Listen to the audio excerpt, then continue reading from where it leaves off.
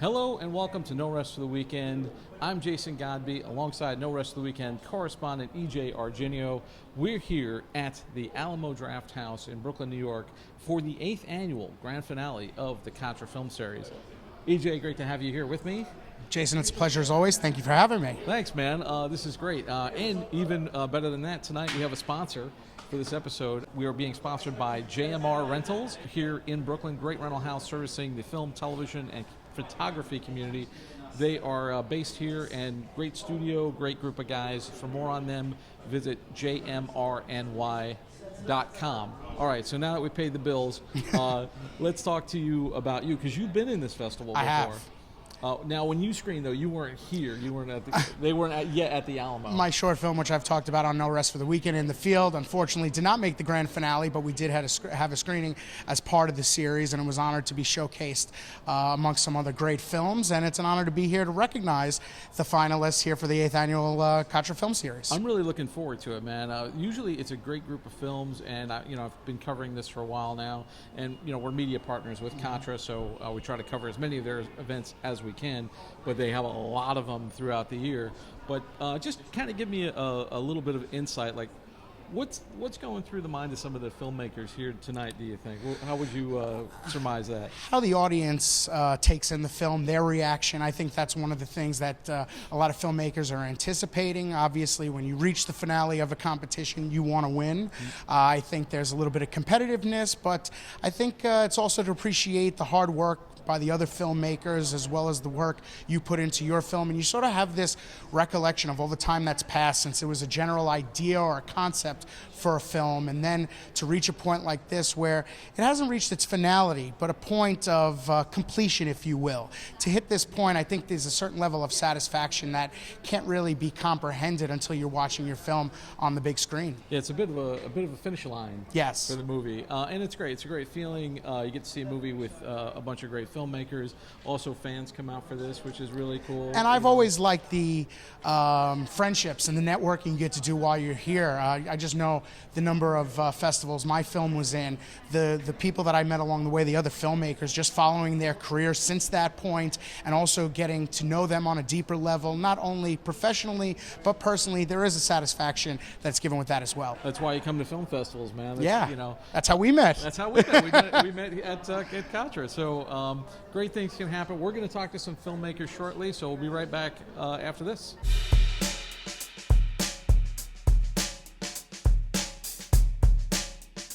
I'm here with founder and executive director Joffrey Guerrero. Joffrey, thank you for being here. Thank you. It's an honor to be back. Just talk a little bit about tonight and the films that audiences are expected to see. We have some great films and web series and short content that we're screening tonight. So tonight's the culmination of the 2019 season. We're showcasing half of the audience-voted films that were voted on during the regular season by the audience, and the Katra committee selected some works that we thought were really strong to advance to this final round. Talk about what it means to be here now 8 years later since the beginning of this series, and how long the series has come.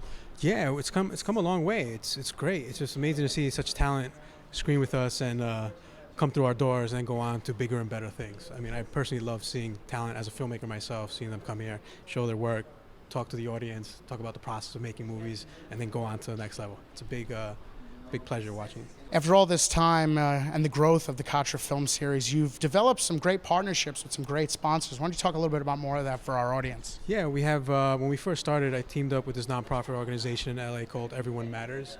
They've been very supportive in connecting us with people in the industry, such as Stephen Nemeth, producer of Fear and Loathing in Las Vegas, who meets with the winning filmmakers every year. We've also had Canon supporting us recently with cameras. Filmmakers get, at the end of the year, a free camera, one of the top-of-the-line cameras.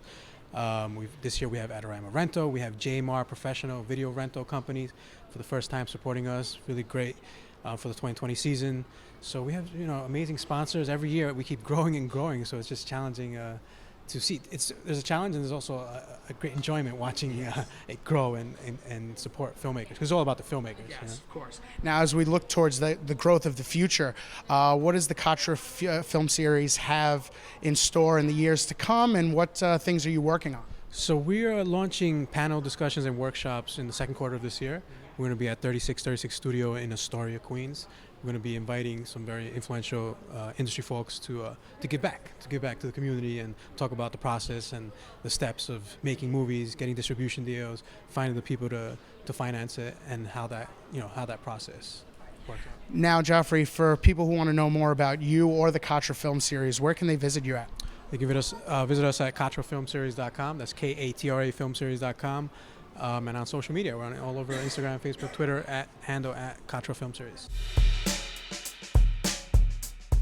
We're here with Danae Grandison of the film Unspoken. Danae, thank you for joining us. Thank you for having me. Now, for those who don't know, tell us a little bit more about what Unspoken is all about.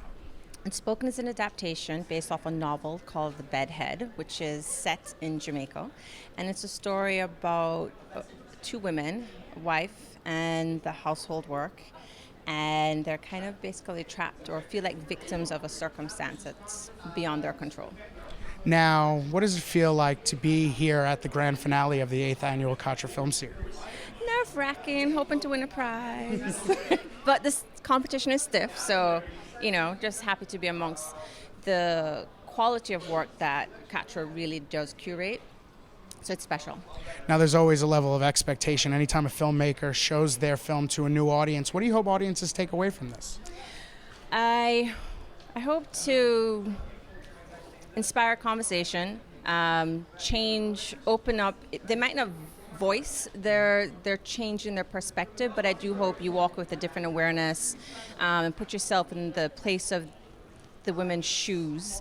It's hard to say other than I just hope I'll change someone's perspective from not thinking stereotypical, but feeling like you're in the position of the victims.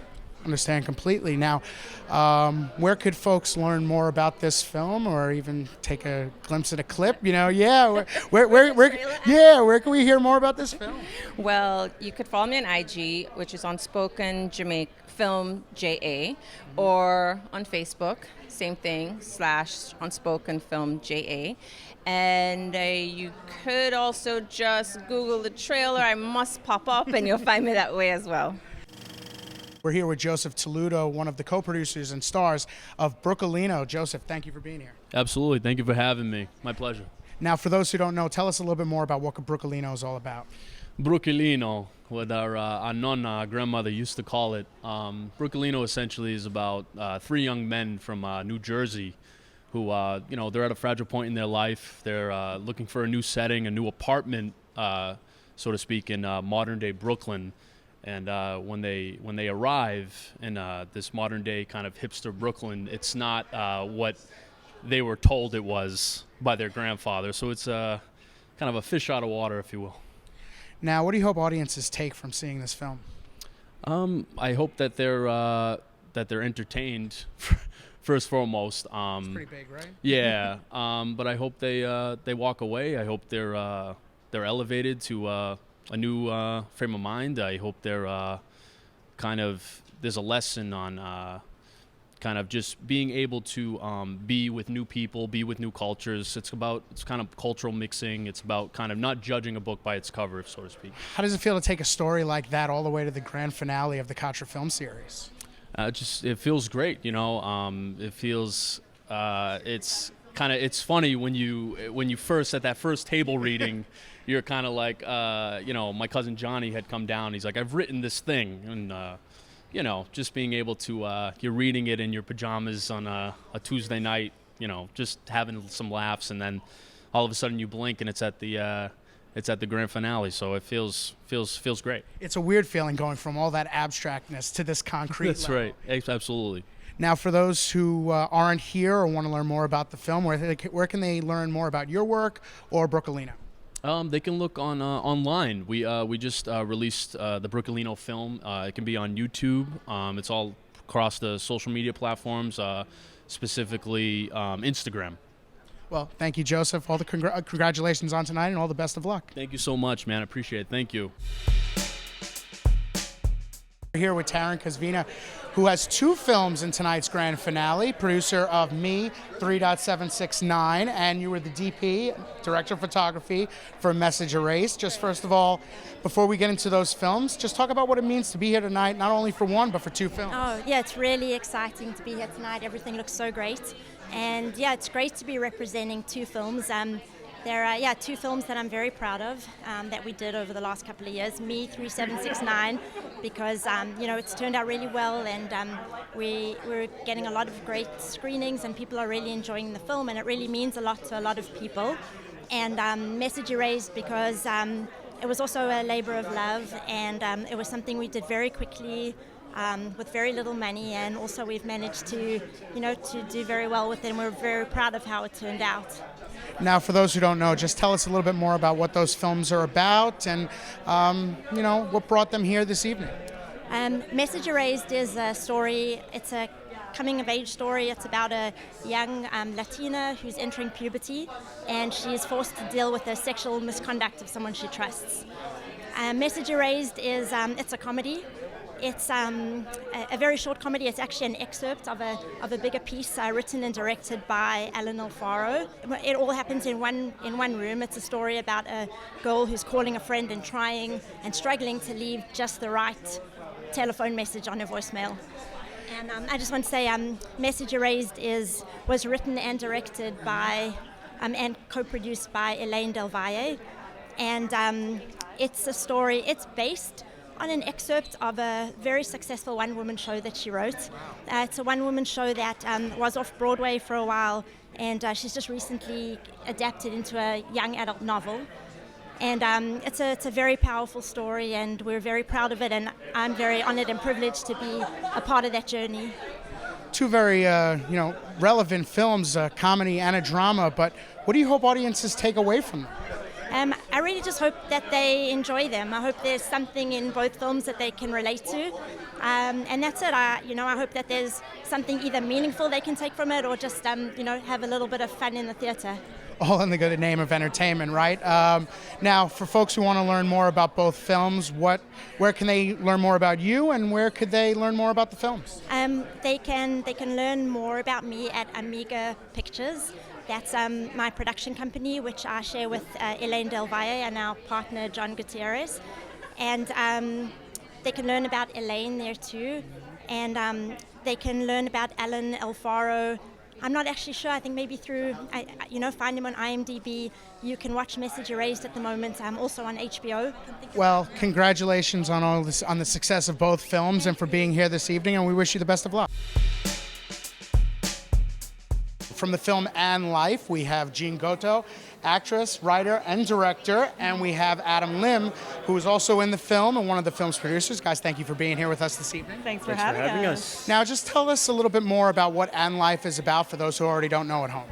And Life takes place in the future, and it's an examination of how climate change might affect people who are little kids now, their future lives. And it's a little bit of a bleak story, but hopefully one that inspires people to think about climate change and what it'll do to the next generation. Now, what does it mean to take a film that's so socially prevalent to the grand finale of the Katra Film Series? Oh my gosh, it's such a pleasure. It's such a pleasure because to me, this is something really near and dear to my heart, and for it to reach more people and for it to connect with people is just an honor. Yeah, and it's exciting to hopefully inspire, spread the word, let's talk about climate change. Yeah, definitely. And it's not a very on-the-nose type of film, so it's something you have to read into.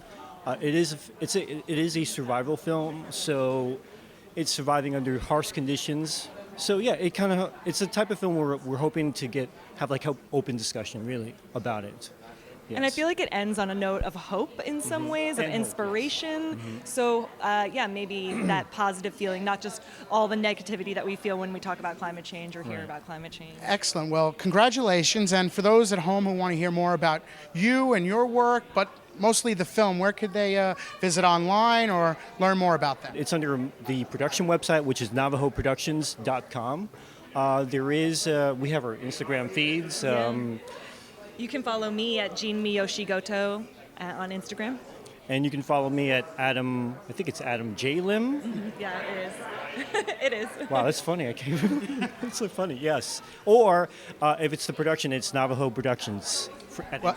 Well, Jean, Adam, congratulations on the success of the film, and we wish you the best of luck this evening. We're lucky enough to be here with Veronica Dang, writer, director, and actress of Extinct, as well as Horacio Gutierrez, producer for the film. Guys, thank you for joining me. Thanks for having us. Absolutely. So what does it feel like to make it all the way to the grand finale of the Katra Film Series? It's been an amazing run. It's been an amazing year for a little film that we didn't expect to do as well as it did. So It's such an honor. I mean, there's a lot of other great films here. A lot of our friends are here, so we're excited to be part of this. Well, tell us a little bit more about what your film Extinct is all about. I can't say too much because there's like a twist ending, but basically we'd like to say that's about a woman who's like a recluse who's suddenly forced to live with a stranger, and it's sort of like Odd Couple meets Black Mirror. And what do you hope audiences take from the film? How Asian American community is like sort of minimized and kind of forgotten. So it's kind of nice to see two Asian leads. Grant Chang is my co-star, who's been a Mr. Robot. I feel like that's the main issue, is just sort of like relationships, and that men and women don't necessarily have to be romantic in a story, and because it's a very unconventional relationship. And then sort of we also discuss about like bioethics a little bit. It's definitely one of the things that people have watching it. Just they see a lot of things in the movie. Like, it ends up having like a lot of unexpected layers and levels. So it's definitely a big shout out to the whole writing team and the whole creative team that just brought together very quickly such an amazing story. It stays with you. That's the nice thing. And where can our audiences learn more about your work as well as the film Extinct? My website's iveronicadang.com. And after our final screening of our festival run at Katra tonight, we'll be posting it online at Vimeo. Yep, we have a Facebook page for Extinct Film, iveronicadang.com, and Extinct Film on Facebook. Well, EJ, a lot of great films, a lot of great interviews. Thanks for doing this. What are you excited to see? Like, what do you want to check out? After speaking to the filmmakers, I'm looking forward to seeing Extinct. That's one, Message Erased, and Brookylino. Those are the films that intrigued me, but I'm very curious to see what the other films have to offer as well. And I have to give my wholehearted thanks to founder and executive director of the Katra Film Series, Joffrey Guerrero, for having us here, and all the best of continued success to this film series. And we have to thank our sponsor as well, JMR Rentals. You can find out more about them at jmrny.com. Jason, this has been a tremendous experience. Thank you for having me. Thank you, man, and thank you all out there for taking this trip once again down the rabbit hole. For more of our content, including our movie reviews, you can find them on our website, NoRestOfTheWeekendPodcast.com. You can also find us on Patreon, patreon.com/NoRestOfTheWeekend. And don't forget to subscribe on your favorite podcast app. For EJ Argenio, Behind the Rabbit Productions, and myself, I'm Jason Godbey. Thanks for joining us. We'll see you next time.